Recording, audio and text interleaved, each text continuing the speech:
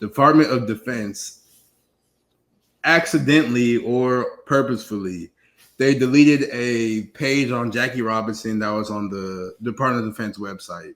And they recently restored it after like there was a whole bunch of like controversy online. But there was a story about Jackie Robinson and his military service. And Jackie Robinson, everybody should know, but he was the first like black baseball player, the first player to break the color barrier in baseball. And it said that the story got removed because they had like the letters DEI in the URL or something like that. And Doge and all that is deleting everything that talks about DEI. So eventually, when they deleted it or whatever, like people got mad and they released a statement and they said like DEI is dead at the Defense Department. And like all those stories were released in compliance of like new protocols and everything. And then once they restored the story, they apologized, saying that, oh, we love Jackie Robinson and the Navajo Code Talkers and Tuskegee Airmen and the Marines that were there. And we salute them for their, historic and heroic service and blah, blah, blah. But it's just like, what are we doing? But then to make matters worse, Robert Griffin III, former quarterback for the Washington Redskins, Heisman Trophy winner, now he's like a sports commentator now, I guess. I don't know if he's with anybody, but I sent you the tweet. Can you pull it up, Greg? He made a stupid post. Oh man. Let's see okay, yeah. Jesus Christ. Exactly, bro. 11.4 million views. Oh my god. Oh my god. His analytics are going crazy right now. Let me share my screen. That's all he wanted for real. And I'll keep my comment. All right. Sports shows. He says what? Sports shows on TV should be about sports, not politics. And then he goes under there and says, this tweet is not about Jackie Robinson. His significance can never and should never be erased. Breaking the color barrier in baseball in itself is not political. It's not how that works. It's not enough. It's not. You know what I mean? Jesse Owens winning 4 gold medals in itself was not political. Jack Johnson becoming the first black boxing heavyweight champion itself was not political. They all had political ramifications. They all challenged the status quo of racial barriers to fair play, race relations, and civil rights. That should always be acknowledged and never forgotten.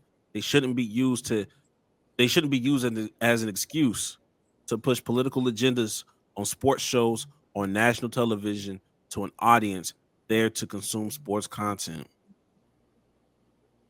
All right. I ain't gonna lie to you.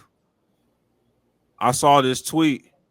This is my first time reading the rest of the tweet because I stopped after breaking the color barrier in baseball in itself is not political. After that, I turned the shit off.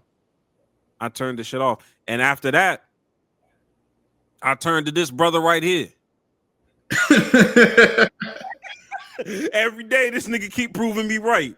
Actually, I'm not gonna call him a nigga. This brother right here, brother Rob Parker. Every week, I find myself saying, "Damn, Rob Parker was right." Because when was it? I think it was when RG3 was getting drafted. Rob Parker, he went on TV and was like, "Is Robert Griffin a brother or a cornball brother?" And everybody got mad at first, but then it's like his action keeps showing. You're just early. You're never wrong. You're just early. Never wrong. You say it all the time. You say it all the time, and like time and time again, it's proven. Because what the hell do you mean breaking the race barrier is not political? Yes. Why is the race barrier there, Robert? It's just. I know Rob Parker be so annoyed that nigga shares the same first name as his nigga. What is it? Yo, respectfully, bro, like, what is this? What?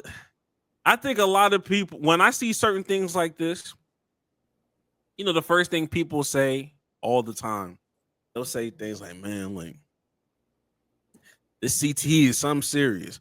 I think we starting to give CTE a little too much credit, man. Yeah. I'm not gonna lie. I think it's time to back away. Let's stop giving CTE so much damn credit.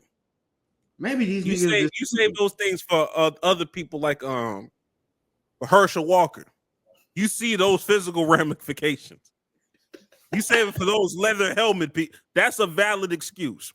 The Antonio Brown, he treads water a little bit, but yeah, like you start to see it. But somebody like RG3, you don't get that CTE excuse with me, brother. I'm not gonna lie to you. We've been feeling this way about you for quite some time before the hits.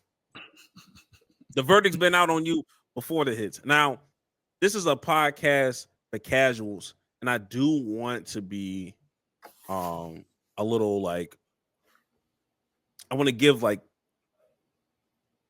I want to break some misinformation out that's been going out. And I think Jeff Passan, I think he's one of the reporters for baseball. When all this stuff was going on, Mina Kimes was saying what she needed to say, and shout out to Mina Kimes for doing what she needed to do. A lot of people, including Jeff Passan, he was just like, Jackie Robinson, calling Jackie Robinson the DEI hire is an insult. Now, I understand what Jeff Passan was trying to get off, but I do hate that we have made DEI such a negative connotation based off of other people in the White House redefining the word and the term for white people to just call it, use it as like a substitution, as a slur, damn near. That's all they're afraid to call us the N-word, so they want to say DEI. They're going to say DEI higher. But if we're going to be a casual podcast, I do want to be like, okay, Jackie Robinson. And I'm gonna use quotation marks because some of y'all get a little whatever when I start saying some shit. But he is the absolute purest definition of what DEI hire is. Exactly. That is what Jackie Robinson actually was. It's not giving a job to the undeserving. Everybody understands that he deserved to be in the MLB. Is giving the job. It's giving recognition to the person who needs that job, so they can actually have a chance to get that job. It's giving him the opportunity to have that job. So he was a DEI hire in the best sense of the word, the purest sense of the word. He was the best guy for the candidate. They didn't just make him the token black kid. Exactly. They decided that the Dodgers organization decided, hey, we're going to break the color barrier. We're going to hold an all blacks tryouts, and we're going to pick one of the best black people on and off the field. And Jackie Robinson fit that description, and they went with him. He was more than qualified to be in the MLB. The color of his skin was the reason why he wasn't in there much sooner. Exactly. That is what the DEI. That's what the DEI hire was supposed to do. Like, I understand people want to compare it to the affirmative action, although it has similarities. It is not the same. Affirmative action had legal things, and they had things on law that quotas that they had to meet. To do affirmative action. Like this is a more broader aspect. It's not just for race. This includes gender, sexual orientation. Like it's just a broader lens to look at other prospects that are just as talented, but they wouldn't be on your radar because you're not looking over there. That's all it is. So like even if Jackie Robinson wasn't black, he still would have made the Hall of Fame because he was just that good of a player. He was the Rookie of the Year. He was the MVP. Like he was that guy, 6-time All-Star, World Series champion. Like Jackie Robinson was cold. So exactly. Even if he wasn't black, he still would have made the Hall of Fame. So that just shows you how good he was. Easily. So if you have a problem with somebody saying that he's a DEI hire, that just means you have now fed into the redefinition of what the word is because you allow some people in the White House to use it incorrectly. Yeah. And push nasty narratives. So that's all I really wanted to say about it, because I do see a lot of people up in arms about the word. This is the reason why we gotta stop. This is why we gotta stop having bad faith arguments. Jack said it a long time ago. This is the reason we need the Department of Education. I'm gonna be honest with you, Jack. So I don't think this Department of Education, like, it ain't gonna save everybody, man. Yeah, some of y'all are just committed to being idiots. So what can you do? What can you do? We can give you the right information. We can give you literal facts, and you will sit here with a straight face and tell me that it's incorrect. At that point, I can't help it. Yeah, you can't have no conversation. You want to believe what you want to believe, I guess. But I'm glad they fixed it. But that none of this should even be happening in the first place. To be completely. And then you got, like I said, you got people like RG3 just on his kind of uncle. Well, on his kind of timing. On your Uncle Ruckus kind of timing.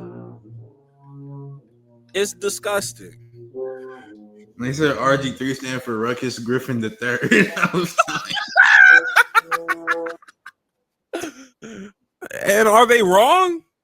Oh my god! Every time, first thing I do when I type in the word RG3, a big ass croissant pops up in my fucking Google images.